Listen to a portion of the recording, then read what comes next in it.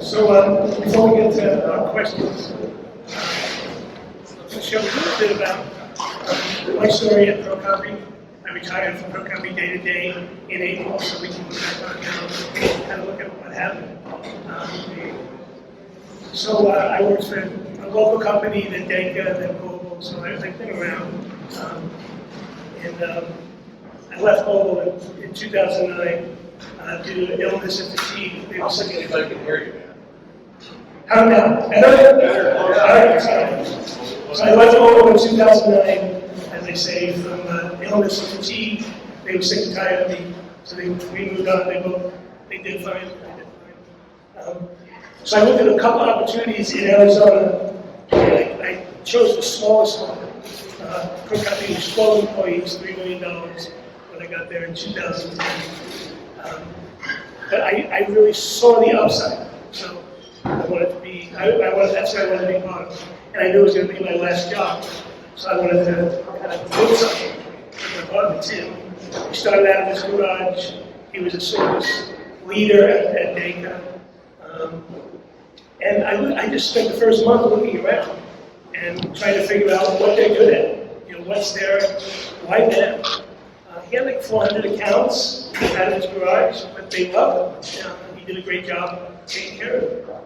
So some of the things I found out was the average response time was like 2 hours, 92% first time fix. They always answer the phone on the first ring. There was no charge for ownership and even in an emergency, we hand deliver it. He did all these little things, committing to fix any issue within 48 hours. And then finally, we topped it all off with a 1-year money-back guarantee, no questions asked. We worked it out with one of our leasing companies to get a favorable trade-out, and we were off to the races. So we kind of built the whole company around this concept. And usually when people are looking for a wow factor, there's a lot of me too stuff.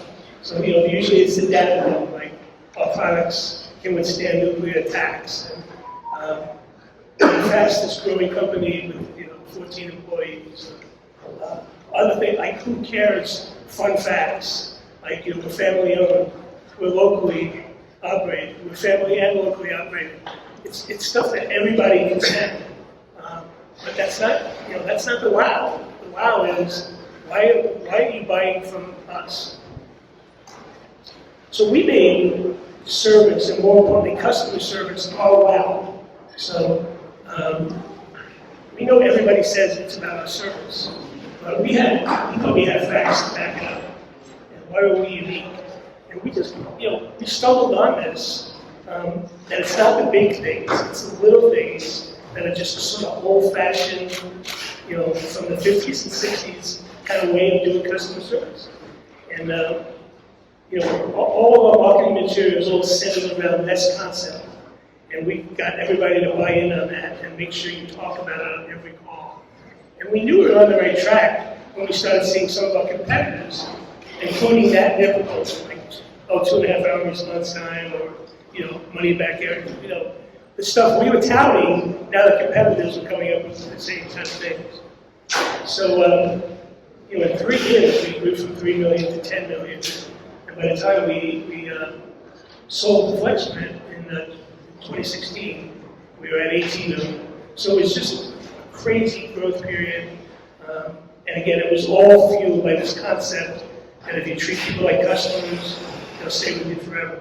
So we had a 96% retention rate at the time we sold. That's how we got a little more money out of Flex.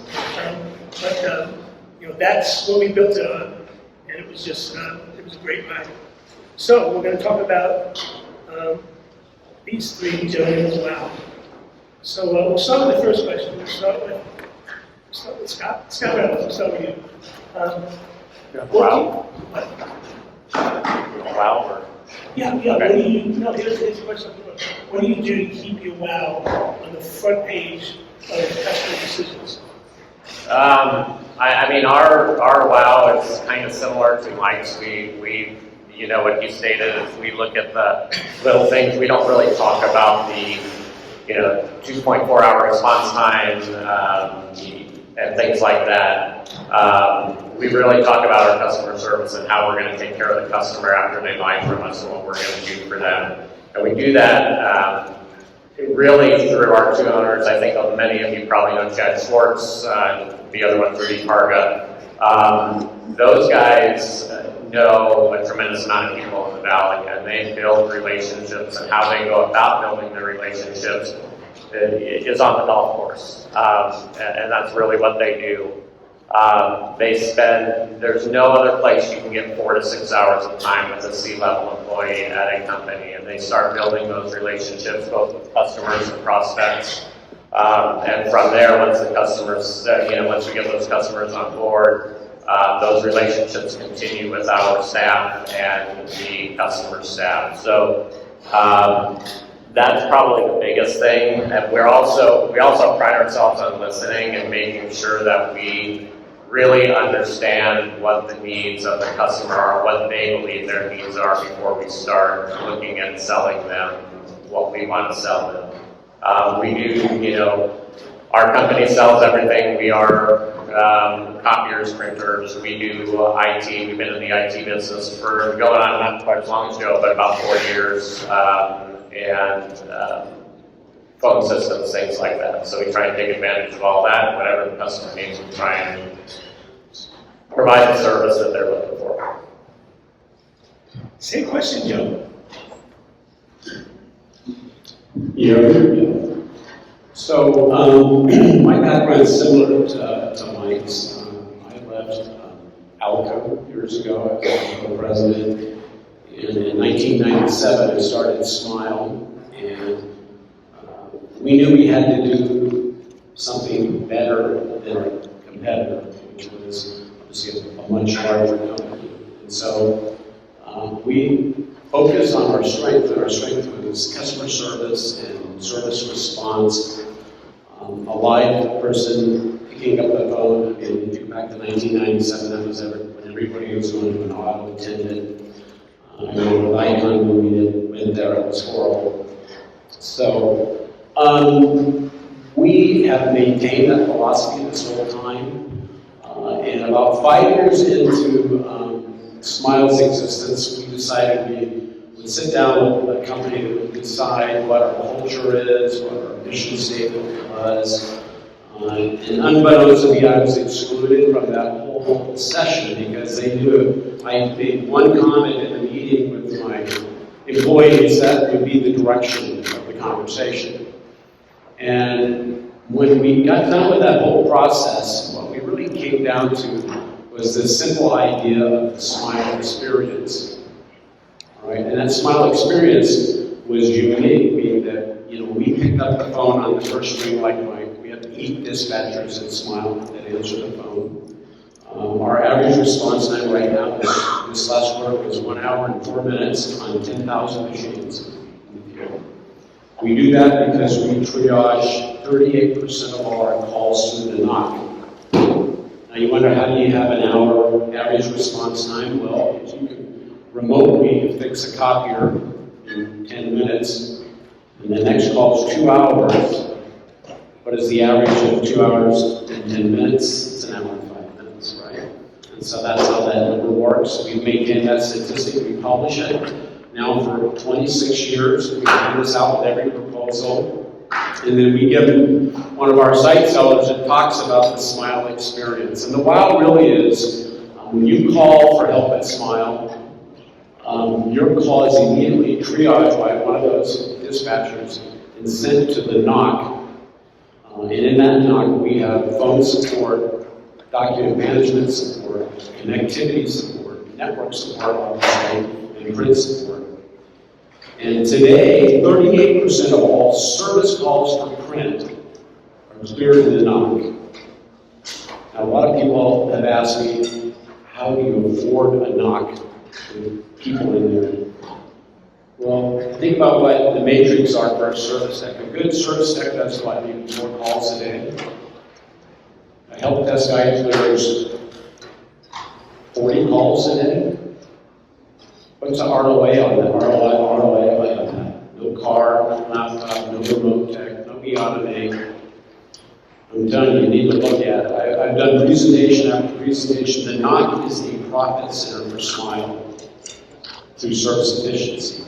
But the wow factor of that is our customers are just amazed as they can call us, and no matter what the problem is, someone picks up the phone and responds to immediately.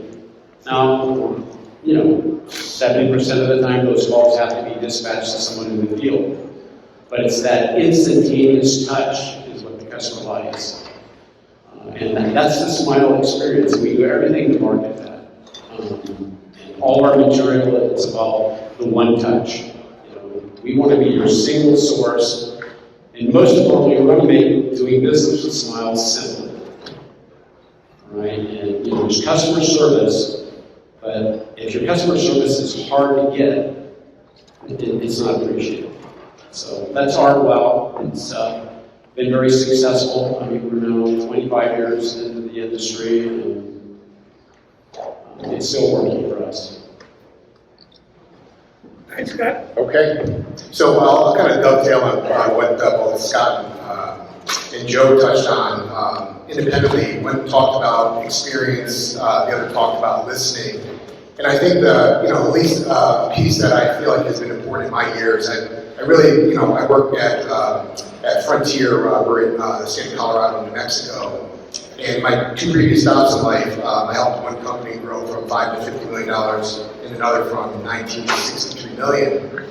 And the one thing that I would always really impress upon the sales force is that, the wow is important, but how we get there is the important key, right? So, I feel like a lot of salespeople, what they want to do in life is do this data dump of how great all these things that we do as an organization.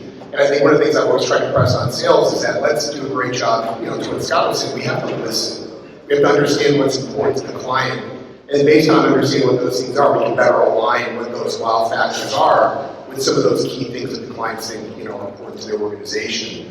So some key things that were touched on earlier that I think are important is, well, what's the journey going to look like after the sales process is over, right? Because I'm making a decision for the next 5 or so years. So, one of the things that we try to impress a lot as part of that wow factor is, well, what's, upon receiving this technology, what happens next? And I'm a big believer on having trainers, and I think that the trainers allow the customer to really, enhance the experience of maximizing the technology they've acquired. They know how to use it, they know the ins and outs. So one of the things that we've really driven home over the years is that, training is free and limited throughout the relationship. You bring some new people on board, we'll come out there and do some training for those people. You need a refresher, we'll come back out to that. And I think that all ties real well into the retention rate long term. If the client knows there's somebody they can reach out to that can help support them when there's a question or issue, well, to me, that's a wow factor in of itself in regards to somebody's going to pick up the phone, get back to me quickly, and frankly, even be on site to help educate my people when necessary. And then beyond that, is, well, what's the process going to look like how often should I see again? So one of the things that even in our proposal template that we're going to drive home is, upon implementation and training, let's get together again. How do we do? What else do you need right now? And frankly, I use it also as a thought of reinforcing some of the other technologies we sell. I feel like, I remember early in my career, we had copiers and also RESO duplicators, and I was actually a RESO specialist for some early years of my sales career. And I remember I would go back to a church, just kind of do a stop by, and they had a brand new copier sitting there, and I'm like, why didn't you think of me for the copier? Like, well, you're the RESO guy. And so one of the things that I learned from that was to continue to reinforce what else we do, whether it's IT services, or phone systems. So to use that opportunity as well to kind of refresh and reinforce the other things that I think we can bring some wow to their organization as well. And then from there on, how often should you want to see me? Quarter, every month, every year. I think those are the kinds of things that resonate outside of the normal sales pitch type of things about what the relationship's going to look like beyond that. So I feel like those are some wow things. Great stuff. Anybody have anything to add or addition to that question? All right, move on. We'll start with you, Joe. Does your staff know and support you well? Absolutely. They created it. So like I said, the process was exclusive of my input, and I'm very proud of the team when they got together. I had some market material, but they came up with the vision, the mission statement, and in that statement, they all agreed that they wanted to simplify the customer's experience with technology. We wanted to be the company that would provide that. And so they're really on board. I mean, Scott mentioned, what happens after the sale. Our sales reps, after they do the training, have an entire report to give the customer. I mean, copies of the lease, copies of the maintenance agreement, the scheduled business reviews where they're going to come in and do a review on the lease. It's usually once a year, make sure that the machine's still optimized as far as the volume in the maintenance agreement. All those touch points where the customer is educated, understands, and when they understand, they think, they're getting value. And so I would say all our employees do that. I mean, the service techs, they follow those stats. I looked at the stats every month they get published. I mean, our first call completion was 96.7% last month. And I think we did 200 calls. So think about that, all right? And how do you do that? Well, do you carry car stock, right? That's expensive, right? Use remote tech, use barcoding, and all our parts and supplies and machines are barcoded. So when a technician shows up for a call, they barcode swipe the machine. That gives us ETA, gives us machine time. The parts go in it. They're automatically replenished. So very few times do we not complete a call because of a part. If the call goes through the knock, right, that's one more way where we understand what's going on so that when the tech does go out, we know that we have the product in the car to fix it. So it's a team effort at Smile. I mean, we've done some marketing pieces and, people have asked us all the time, what is unique about Smile? And I said, because we're really an employee-based company. And we're local and we want to be the best. Okay, so Joe touched on they created. I think that's the most important piece. You can't drive something down. You have to really almost frame it and ask the group, whether you're talking with the sales team or the service organization, about what's important. What do you think is important to the clients? What's important for us to fulfill those needs as part of making sure that they feel like it's a great experience in choosing a Frontier. And, if you get the buy-in at that level, I'm not talking about just leadership, but for the whole organization, that's key. And they have to, feel like they own it. It's not being driven down from the top. I think that's super critical. One of the things that, which I'm always amazed by in a very, very positive way is, we're a big proponent of talking about our Net Promoter Score. And, every single one of those things that comes in hits my desk, and anything, frankly, that's less than 9, or there's any type of some write-up to it, I want to have a conversation and understand, what caused us not to get that 10, which the thing I'm most amazed by is I always feel like most people, if we're going to fill out anything, usually it's to complain, not to pat you on the back that you did a great job. But what we've really done is utilize that feedback that we're getting from our clients to communicate that to every level. So if they make a note or they get a 10 on the service side, and they have a note in there about the technician did a great job, or the salesperson or the trainer did a great job, as part of the implementation. We want to make sure that we're communicating it out to the individual, to the manager. So I kind of use that as kind of a baseline of getting some pretty quick feedback on a daily, weekly basis about are we able to reinforce that wow in the field, and what do our clients, what's a client experience based on that. And I'm not telling you that there hasn't been a time or two over the past year where I've had to go see a client to understand what the challenge ratio was. I think they appreciated it, maybe even created a little bit of wow on their side that somebody cared at a higher level to address the concern or issue that came up that wasn't to their satisfaction. But I think that's a great way to get some of that feedback. Are we not just talking about a wow, but creating that experience really in the field? And that Net Promoter does that a lot for me today. So. Scott Reynolds. And I'm going to go same as Joe. Our people created our vision statement, our mission statement, our value statement. They talk about partnerships, they talk about integrity, and the vision of the company. And for me, we can go down the path of the wow with the customers, but I think we have, for me, I look at customer service and I look at customers, and our employees are customers. And so these guys touched on kind of, the customer side. I'm just going to touch on the employee side, some of the things that we do to promote our employees, because happy employees are going to bring, they're going to hear that over the phone. The customers are going to hear that excitement over the phone, and the customers are going to get excited. So some of the things we do to help our employees provide wow service for our customers, we empower them. They can make a decision up to $1,000 if a customer calls in, how they're going to help that customer take care of an invoice. They're going to make that decision. They don't have to come to us. They don't have to come to the leadership. They can make that decision on their own. And then the other thing is taking care of the employees. We have unlimited vacation. We do a summer party. We try and take care of them because we really feel strongly. I know we all feel strongly, but if we're taking care of our employees, they're going to be taking care of our customers for us the way they want to. Our technicians are going to be out there servicing the machines. Yep. Did you say unlimited vacation? Unlimited vacation. What's that mean? That means it's the honor system. It's the honor system. So. And they get paid? They get, just like if you gave them 2 weeks vacation. Like 5 weeks?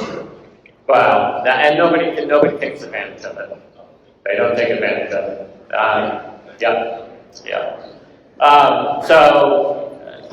I just want to read a quote that we got the other day from one of our employees who decided to move out of state. But he said, great company environment, mom-and-pop company, field employees are all really close.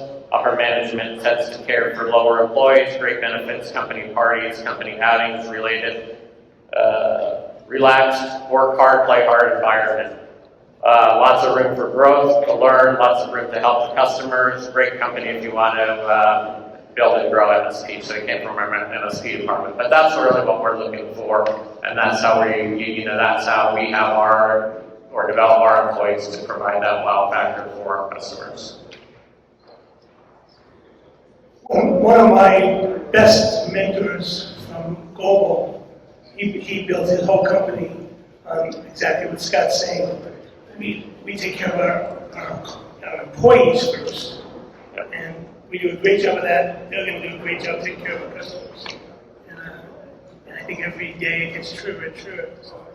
That's what I know. Okay. Scott, what's up with you, Sample? How does your wow separate you from your competitors? Yeah, I think it's probably, I'd be interested to see what they think from afar. It's easier on the wall, but Mike, you mentioned earlier is you start to see some mimicking that'll happen. So that's always an indication that you're on the right path, where whatever it is that you happen to be doing, you start to see them mirror up, or frankly, even try to take your legs out from underneath you before you can start the conversation to try to minimize whatever that strength you might be projecting out into the field. So I think a lot of it is, I'll go back to the very basic. Mike and I were talking earlier. What's old is new again. And I'm a strong believer, it's got to start with a comprehensive training program in regards to what that process is going to look like for the client. One of the things that I learned pretty quickly out of college was that, people don't like salespeople naturally, right? And once they understand that's who you are, they want to put up that wall pretty quickly. And one of the things that I learned early on was you got to be able to pull down that wall by being almost that anti-salesperson approach, which is just that great listener. Understanding what's key and important, and you really can't talk a lot about what those wows are until it's appropriate. And I feel like in the field, one of the key things that's being old again is new again is just the proof sourcing, right? Is you got to see the technology as part of the process. You got to get you into the facility, see the technology there. I find that a lot of people in the marketplace go pretty quickly from initial appointment right to proposal, and I feel like when you do that, you force the client to only look at one key thing, and I don't think that's what a consultative sales process is. And I feel like a lot of people will just drive the process that way, and I'm a big believer that when you really want to create a wow, is by listening effectively to the client. And I now allow me to bring the technology to them, or they come out to see us, and I can reinforce that criteria as I show the technology to me, I think that's just wow. I mean, it's funny that, and I'm sure, I'm not saying in the room that anybody has experience, but, you're doing a demo and you're showing that you have the book in, so you can do the books and people go, wow, that's amazing. Like, well, for the last 20 years, you've had a technology that can do that. Apparently nobody showed you. If you tip it up, you can do that. But it's simplistic things like that and reinforcing, you had shared in a previous conversation, this is the challenge history, by design, the technology does X, which allows you to impact that in a positive way. And I feel like that almost old school mentality is, I feel like, a unique differentiator for us, where when people can't tell the difference from company A or company B, I've got salespeople telling me how great they are and how great their references are. Well, how do I differentiate? It's the client actually seeing and participating in the process in a unique way. I think that creates a wow, and I think that's a differentiator, allows us to, well, hopefully sell more profitably, but most importantly, win that solution. And it's just, I think when they walk out of that experience, whether again it's in their facility, they feel like it's a wow to them in regards to, boy, these guys get it, they heard me, and boy, I can see how this technology is going to work in my environment. And I know it's probably a pretty simple thought, but reinforcing that to make sure that sales isn't skipping those steps as part of the process, I think just creates a huge differentiator as part of that. So we, in about a 2-month period of time, where Mike and I are, it's a pretty large market, and there's a number of vendors, dealers like us. We had two, and we know a lot of people in the industry. ITG had two other dealers, people at the dealers reach out and tell us that they had meetings about how they were going to compete against ITG. And I think that says a lot for us. The biggest thing that we hear when we're talking to prospects is, we haven't seen our vendor in 4 years. We only see them when they want us to buy something. And that's not what we want to bring to the table. And I'm going to go into the sale, so we already have the sale. Some of the things that we do a little differently, we feel like in the market, in taking care of the customers, we do QBRs quarterly. We do reach out and touch our customers quarterly. And when we visit our customers, it is our sales rep, it is our director of service or service manager, and it is our billing and people or our billing manager. So there's 3 people that go on just about every QBR. And why we do that is we can take care of any issues or questions, we can answer any questions, and we have the experts in the room. We have that billing person, we have the service person. That's where most of the questions come from.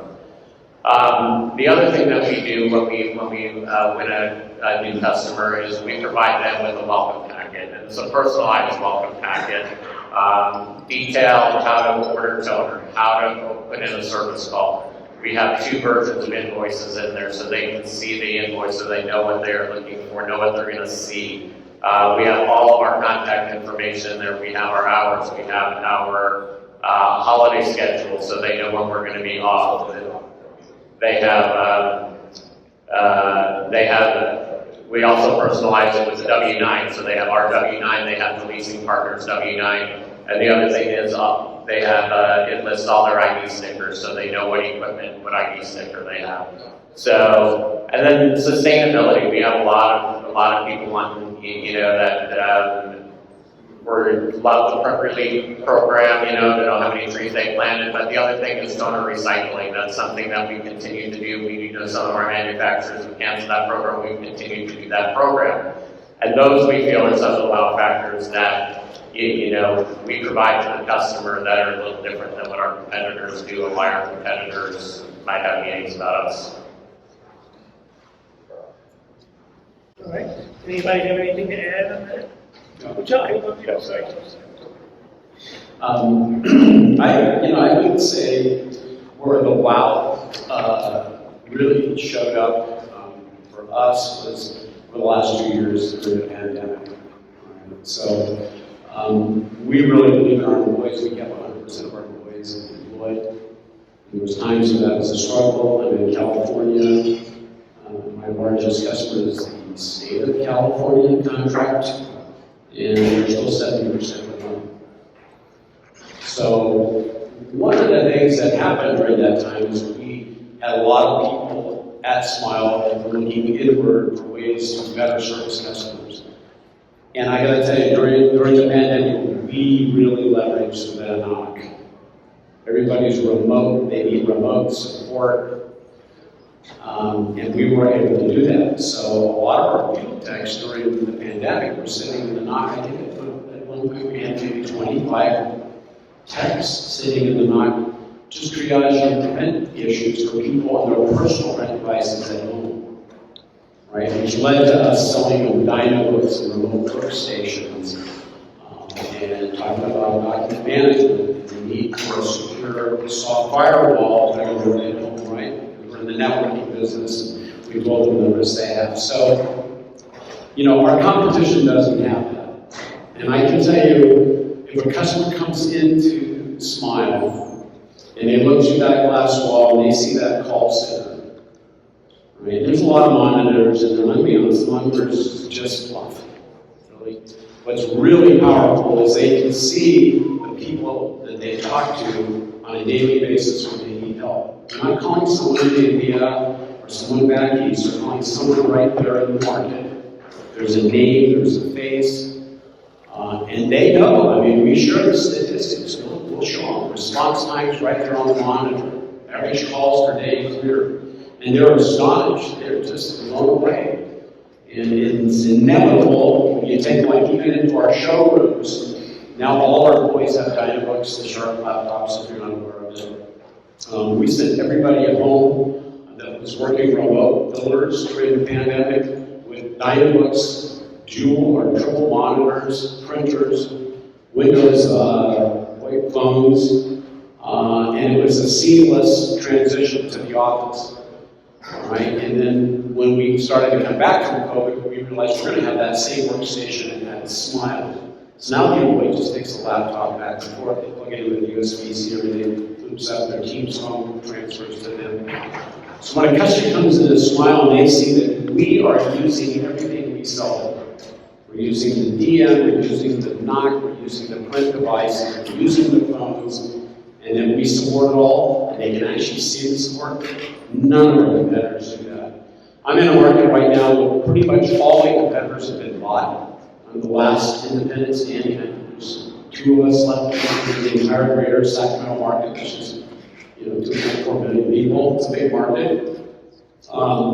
And I can tell you, when you go to those facilities of my competitors, there's nothing to see. Sometimes there's no inventory, there's no parts, there's no billing, there's no dispatch. They come into Smile and we are a complete operating company. Right? And so I think that's what really separates us. We leverage it. I mean, we do everything we can to get the customer into our facility.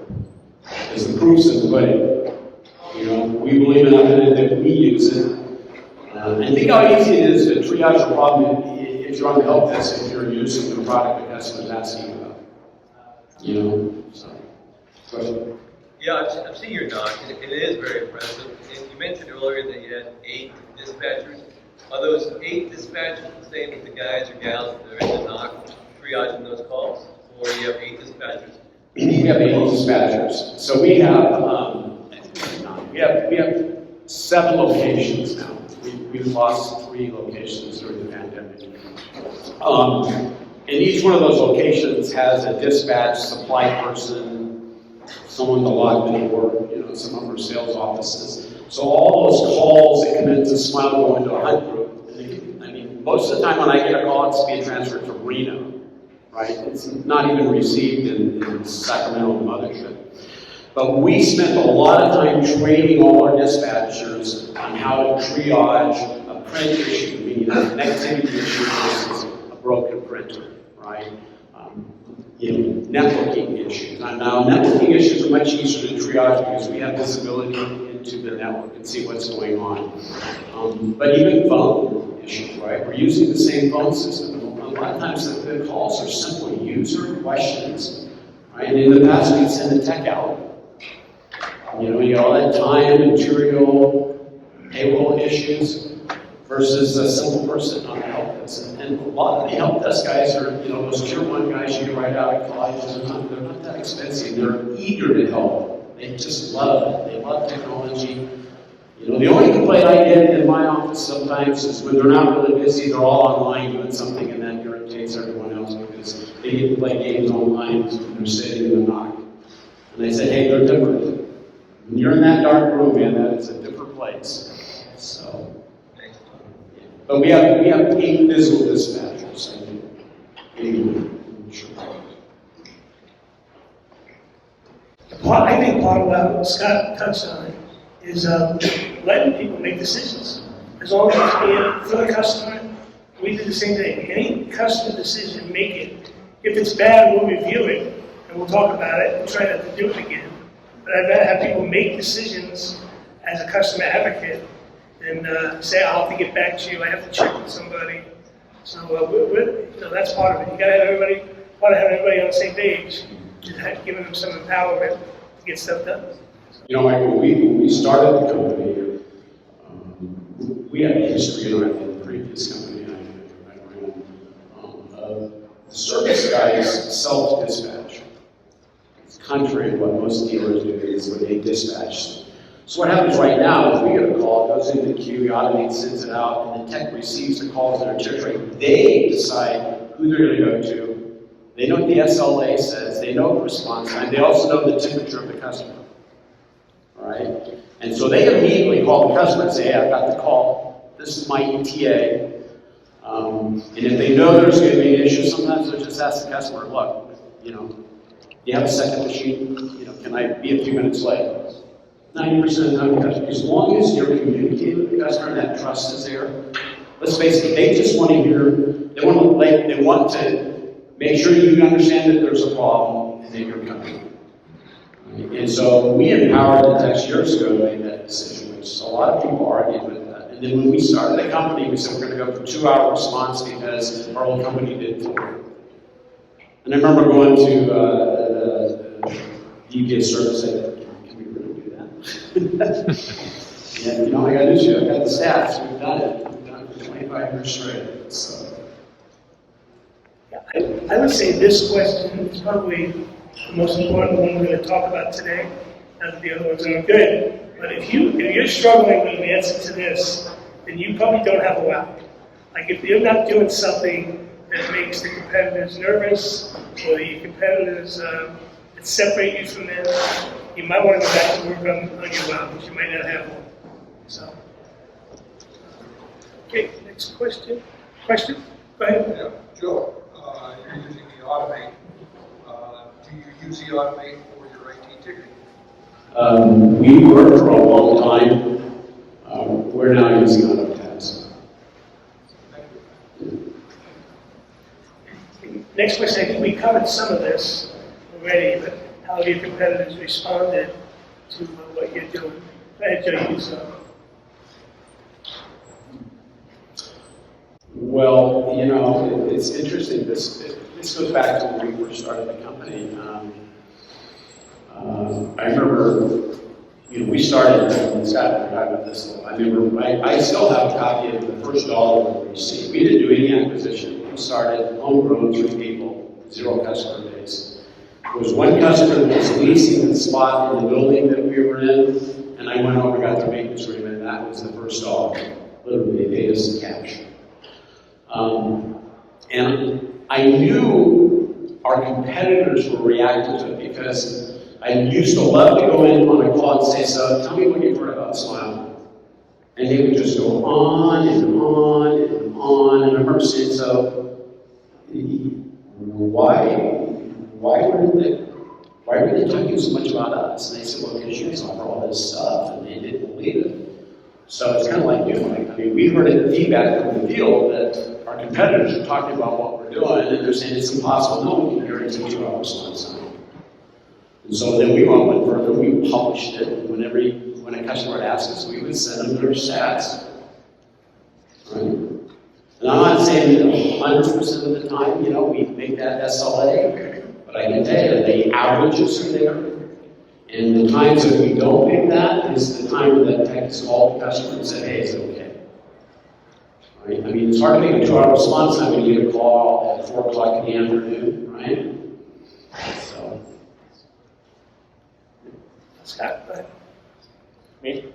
Sure, right. already kind of said mine. We know that their dealers are talking, or the other vendors in town are talking about us. But yeah, I would say what we see, many of them don't supply the loud customer service that we do, and some others in town do provide good customer service. Don't get me wrong, we're not the only ones.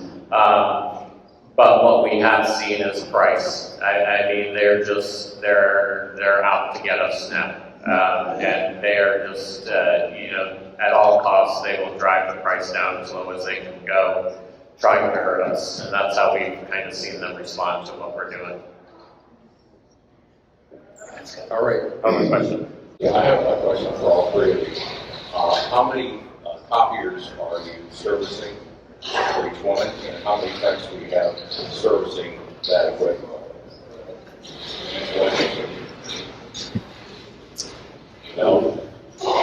I mean, Do you know how many techs you have? yeah, I think we have 37 techs. Copiers. Servicing how many? It's over 10,000. 10,000. 10,000. I think the average tech, I think the way we manage the tech is based on revenue, not by machines. And I think the average service tech manage is about $58,000 a month. 48,000? 58. 58,000. 58,000. So, we did really well in the pandemic because we have a really good billing policy. Every machine has a minimum, right? And that obviously worked very well during COVID because most of our customers paid. And we had zero utilization, zero toner. We kept everybody employed because we were fortunate. The whole business channel did real well with PPP money, getting that funding. So, to answer your question, we manage that. Again, we manage it to make sure we maintain the response time. That's really how it works. So, and we're fortunate, like in Sacramento, you have the state contract, the city contract, the county contract, the density of machines. I mean, we have buildings that have 300 machines in one Yeah, but building. you said 10,000 units on Yes. 37 techs? Yes. That's 7,000 units a tech? No, it's more near that. It's like 7. No. Yeah. It's 10,537. We did the same thing, Joe, we always measured, we had a text on this one side, so that was our number one way of measuring. We didn't do it by machine or by volume.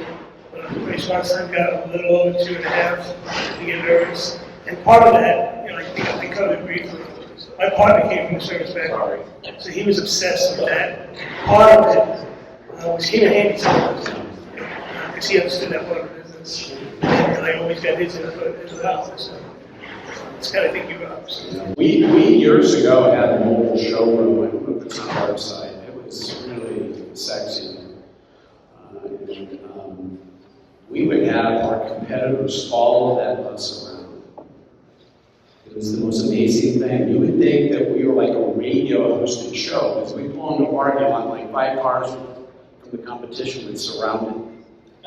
And it was like a badge of honor. We would go and invite the customer out to the bus and say, by the way, when these guys knock on the door and say, hey, I'm really interested, just show up in your bus and we'll look at your product too. And when they went on the bus, guess what the bus was? The bus was a mobile hotspot where we could triage a broken machine in the bus, pump the knock in Sacramento and fix it remotely. I said, have our competitor do that. So we create a simple problem on the machine.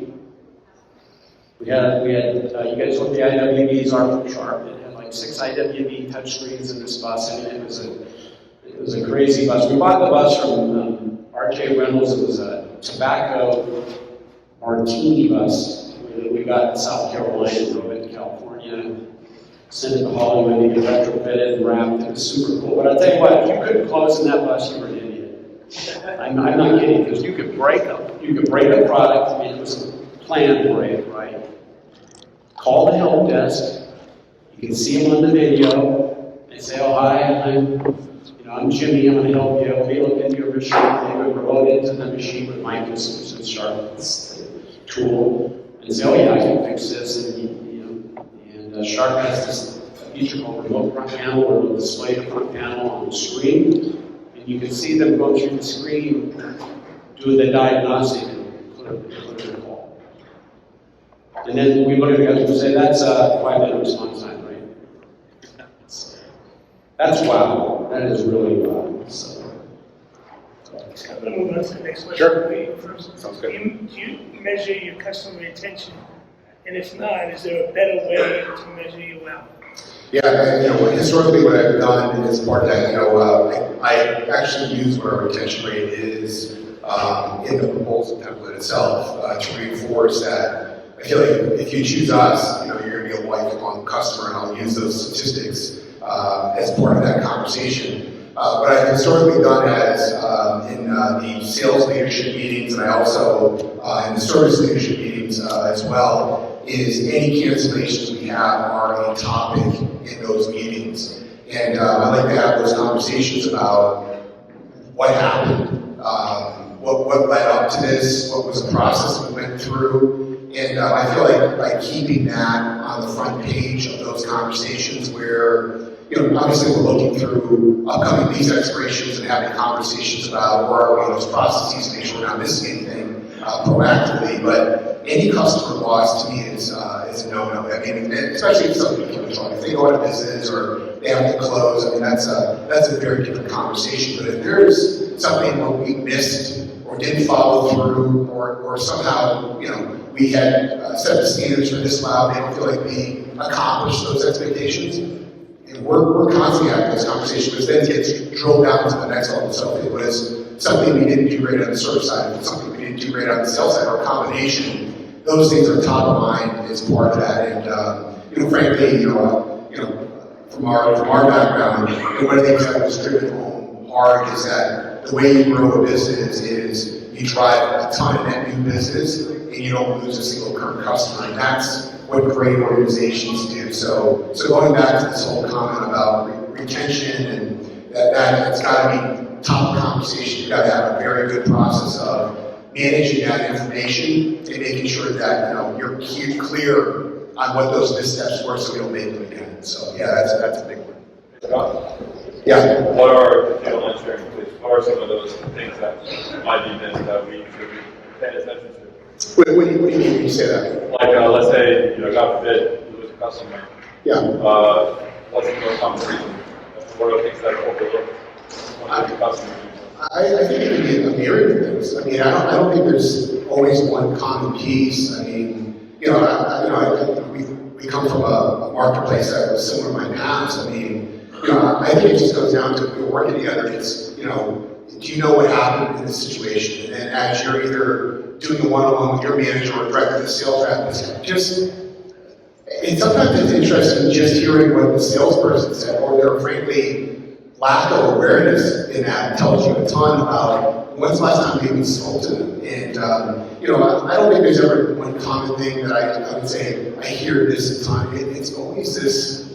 It usually goes back to is that a manager or the rep's not on top of the current customer base, right? We're not doing account reviews or those stop buys.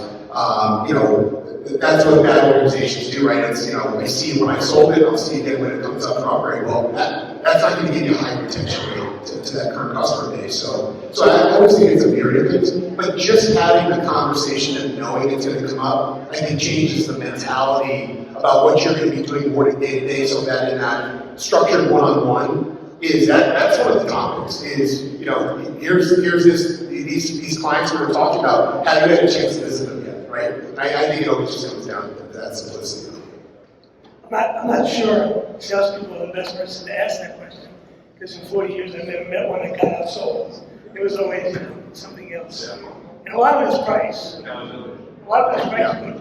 Like in our case, when we lost some price, they're not really a pro-copy customer. And sometimes it was with the most veteran sales guys trying to make more money than they should on the deal, and they overpriced the deal. Yeah. Or frankly, one of the things I see too, especially for the senior guy too, is that sometimes they think they have that relationship. I'm great at what I do. And one of the things I'll ask is that I think sometimes we just assume that business. especially when maybe there's a new person in the process somewhere. And, you know, I'm probably making this part is seeing the technology, is that, you know, the technology has evolved, or frankly, maybe there's a stigma with the technology to do that, but they like the service. And we just skip or miss some of that because we didn't ask enough questions, we just assumed they want to stay long term. So I think there's a question out here like that. Let me ask you this. Obviously, sales and service, totally separate divisions. Sales has one goal, mind taking care of the customer, hopefully for the most part. What's the best way to empower your service department? I mean, I guess those aren't a little bit, but what's the best way to get them on the same page with sales and the owners of where we want to enter to, where we want to go? What have you guys seen to work to bring that department up to where, hey, all the same goal, guys, let's get it? You guys want to take that? You know, I'll just make a quick comment. I'll turn over to the team here. Is that, you know, I think that great organizations really try to chop down those silos that can exist. So I feel like you have to do a lot of, especially at the very highest level, is just getting those leaders from different parts of the organization. And I can tell you I had an opportunity to work for two great individuals in my career that I really respect at the time. And one of the things that I've seen work really well is doing a weekly team meeting where you have all leadership from all departments on a weekly call. And what you typically do is we would set up a topic for the month. And it gave an opportunity for people to talk about what's going on in their world, challenges, good things, and work around some type of key conversation. And I feel like when you have empathy for the person that's sitting across the table, because service doesn't really understand what sales does. Frankly, sales has no idea what the service is really doing, or frankly, even the challenges they're walking into with a frustrated client in some cases. So I don't think any of them understand each other's world without exposing them more to. And I feel like when you can connect the human element, that we're all in this together, you're a lot more open to doing things that are proactive, to either pat somebody on the back or how can I help support you with what's going on in your world. And I feel like when you're better aligned at that level, you just create a more synergistic organization that allows you to be, you know, more competent where you're on the same page than everybody kind of doing things in their own world separately. So, I'll add one thing to that. Something that we did is we actually had a ride day where the service technicians had to ride with the sales reps, and then vice versa, the sales reps had to ride with the service technicians. That really opened both of their eyes to what they go through every day, because, you know, like you said, breaking down the silos, they kind of think, okay, well, sales reps really don't work that hard, and the sales reps are thinking the same thing, but when they actually see what they go through on a day-to-day basis, and we do a four-hour ride day, so not the whole day, but at least 4 hours. We also are gonna, you know, I haven't done it here, but in my previous job, I did that with sales and admin. So where they had to, you know, admin had to go out and ride with the sales rep, and the sales reps had to sit with the admin department to see what they go through on a daily basis. Awesome. Okay. Thank you. Yep. We do something similar. So we have our sales reps on a monthly basis provide their service team members breakfast. And the goal is, you know, as you have the turnover, the customer with the best relationship and the best, you know, periscope of what's going on in the customer is the technician, right? So I'll give you an example. We launched a contest, I think it was like 2 months ago, where you take your service tech to breakfast, ask them the problem accounts, and that resulted in 22 sales in 30 days. Tech was grateful to get the whole machine out of the field. Sales rep was grateful to go into leverage a good customer with high GP. I mean, it was just a perfect marriage. And I think this goes back to communication. You know, how do you motivate service techs? I sit in there. They have a monthly company meeting with all the service techs where they all have breakfast at 7 in the morning. And we go over all the service stats. And we go over all the losses and all the gains for the month. Go over response times, first call utilization, you know, how well they did in our parts recycling program. They get bonus on all those stats on a quarterly basis. I like to be there to hand them their bonus checks and thank them for that. And every time we have our monthly sales meeting, we have the VP of service come in over the first call completion. He's the one that publishes these service call response times and gets them to the sales reps and they go to their site sellers. I think you got to keep them talking all the time, right? I have a monthly company-wide in-person now, finally, all management meeting. It's like 32 people. It's a big room, it's a lot of it, and it's really what's up. What's going on in inventory, what's going on in the shop, what's going on in the delivery, and everybody hears it, and it's funny, is they ask each other for help. Like, so you talk about, how do you go to a service thing? Well, the sales rep saying, hey, listen, I'm having a hard time closing this deal. In Texas, well, I know Fred, let's go talk to him together, right? So, communication is key. And as you get bigger and bigger, I'm telling you, it's really hard when you have multiple locations to keep that team focused on what the goal is, right? So. It's a great question though, because I think for a while it's critical. And like I said, I had a big advantage with a partner coming from the service side. So I wanted to, Rico and Canada did not have good A4 machines. I wanted to pick up and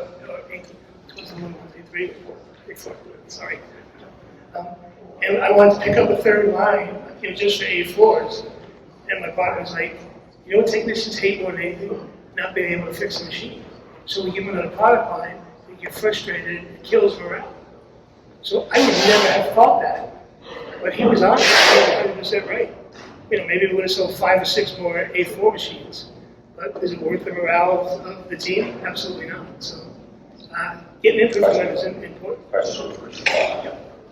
Yeah, are there any best practices to measure wow from a customer perspective? I mean, we can claim 2-hour service, 4-hour service. There's some customers that it doesn't matter, right? But I'm wondering if there's a bigger impact on the customers to define that for you and advertise that. Are there any best practices? Yeah, surveys are the best way to do it. So, at the completion of every call, the customers email the survey. They get below, I think, 4.5 on our survey. The C-level person calls, depending on the problem. And I will tell you, our best referrals are customers who had a problem that we actually didn't hide from and fixed. And I remember talking to a customer once that we had major problems with, and when it was time to refresh the machine, this woman wanted to talk to me. And she says, the reason we're buying from you is because you're the only person I've ever talked to that didn't hide from the problem and came in, fell on the sword, admitted you made a mistake and fixed it. And that's all they wanted. It was all about perception, really, when it was all said and done. So if you're not doing surveys, you should, because that's where you get feedback, real feedback. And you have to reply to those, and you have to reply immediately. So. Net promotion too. Net promotion. Tim? So, Joe, how often do you survey? After every call. Every single call. Yeah, it's an automated process. The calls within 10 clears to call on remote tech. The survey is automatically submitted. Surveys go to the VP of service. What kind of response do you get? They're usually really good. You don't get, I don't see all, I only see the bad ones. So I'm probably one person that, I usually get the response where, hey, we're going to cancel the whole fleet, or usually it's in managed IT, not the print side of it. But Tim, you'll actually get, as part of the net promoter, you'll actually get a report of what clients have gone on to get it every You day. do the exact same thing. Yeah. Survey after the call, we have tremendous response. Mm-hmm. Of course, they only show me the really, really good ones. But we also survey our customers after installation. We send a survey after the installation. But we also just do a once every 6 months survey out to all of our customers. Just to take it to see what's going on. What are you using, Tim, for that? That's my marketing Okay. So we do both. We actually do, I do know that we were doing an electronic survey and our response was very low. So we started actually mailing to certain groups of customers, and the response was phenomenal. And we got a much better feel for where our customers were. And good comments, bad comments would come up to me. And I would go, it was the manager, and we would make a call to the customer. So how do we fix this? What can we do to fix this? You know, when you put a call in the knock, the engineer usually, before they close the call, will tell the customer to stay online for a quick survey. So those are instantaneous. We leave a survey with every QBR that we do out in the field, so we leave them with a survey, and we get about, I'd say about 20-25% of those back. Good. Do you guys ask for any type of Google, Yelp, stuff like that? Do you guys actually ask for that, or is it just you see it roll in? How do you guys deal with that? Yeah, I thought the earlier conversation was excellent in regards to being a lot more proactive. That's something I picked up from the earlier conversation. I don't think we're being proactive enough on that today. I agree. We have a marketing department, and they're all over that all the time. I'm clueless to social media. I go home, I do not want to be connected to anybody. But I see them posted on our website all the time. You know, someone give us a good rating, either through Facebook or Yelp, or, you know, I mean, there's so many ways you can get it. But our marketing people really focus on that. Yeah. We need to move on, we're running out of time.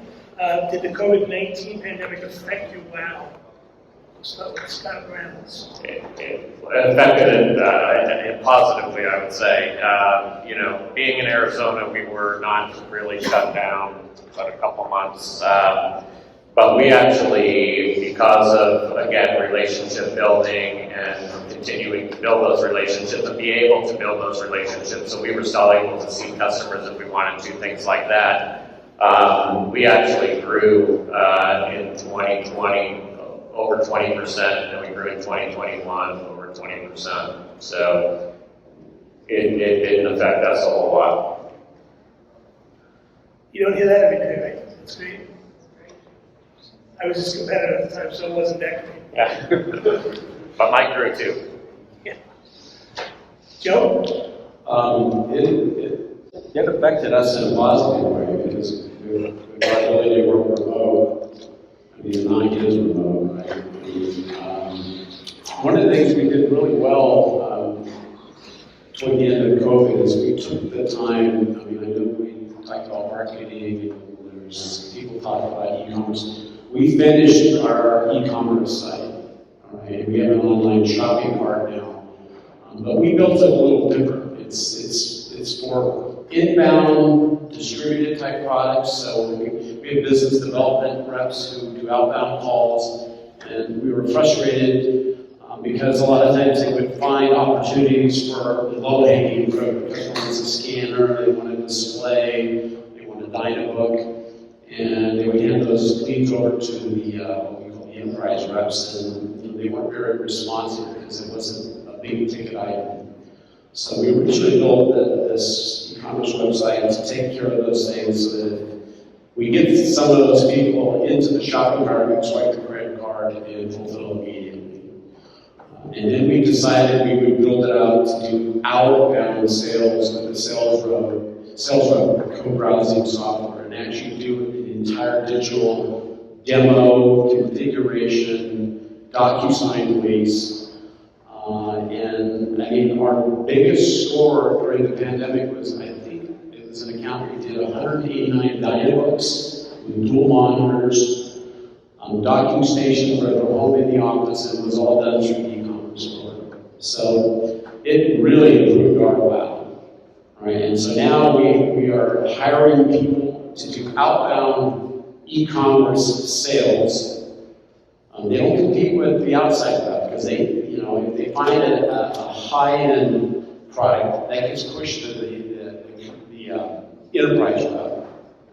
Our challenge now is to try to train the outside reps to leverage the portal and do all the proposals and everything through DocuSign. It's more efficient, it's faster, and I honestly think the millennials are going to buy that way, and that's why we made that move. But I think the pandemic improved our wow. Scott? So one of the things I would say over the years is, especially when certainly for a larger situation, I was involved in climate action. What if there's a problem, issue, advice? And one of the things I would always say is, irrelevant of cost, we're going to do the right thing by it, and trying to get into that conversation. I've been in Colorado Frontier now for just year and change at this point. And one of the things that drew me initially was character.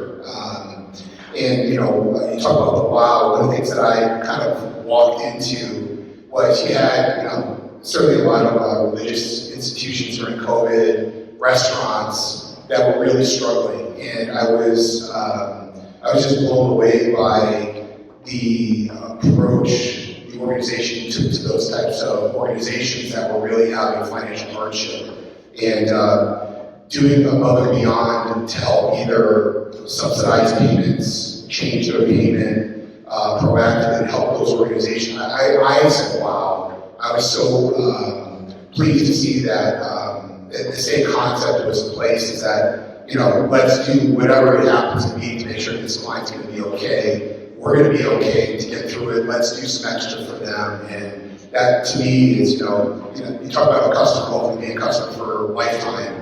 They don't forget those kinds of things. That really, that to me is a real wow that I enjoy. Yeah, we actually worked with leasing companies to renegotiate some leases, and we even made, as ITG, we made payments for some customers on their leases through that time. That's above and beyond for sure. Okay, last question. Do you believe, as we sit here now, can your wow last long into the future? Is it sustainable? Joe, go ahead. I think my wow is the future. I think online, remote, the knock, I think that's where this industry is going. We all talk about pivoting and going into other forms of revenue. The only thing we want to make sure we do is whatever we go into has a recurring revenue stream that requires support. If you provide that support, simply do something like a knock and efficiency. I think it's got legs. It's got legs for wherever we take it. I mean, and some of the people here are really talking about physical security. Right? So we do managed networks, we do digital security, cyber security. That's the next thing we're going to look at is physical security. Because if you have a knock, you already have a call center that's remotely monitoring, right? So how hard would it be to do that? So I think that's our future. I mean, that's why I did that video. That video, so I did it almost 20 years ago. We had the knock. I think we had the first knock. I'll tell you a little secret. Great America used to visit us almost on a weekly basis when we started the knock, and then all of a sudden, collaborators came. I think it started in Sacramento, but it's powerful. It's powerful. Scott Reynolds? I think we need to make some changes and be kind of more like Joe just said, what he is. We need to be probably do more e-commerce. We need to be more online. We need to be more on social media. That's the stuff that we're not doing, like the gentleman this morning was talking about. That's the way of the future, I think, and definitely with the younger generation. And we need to take a look at that and start looking how we're going to move to more of that type of selling. We are in managed network services, but we don't have knock or anything like that right now. So I'll be quick in respect of time. I think that's what's great about local ownership of the marketplace is these wild things are all driven from the top. It just means you care, and I think those things take us from the past to the future. So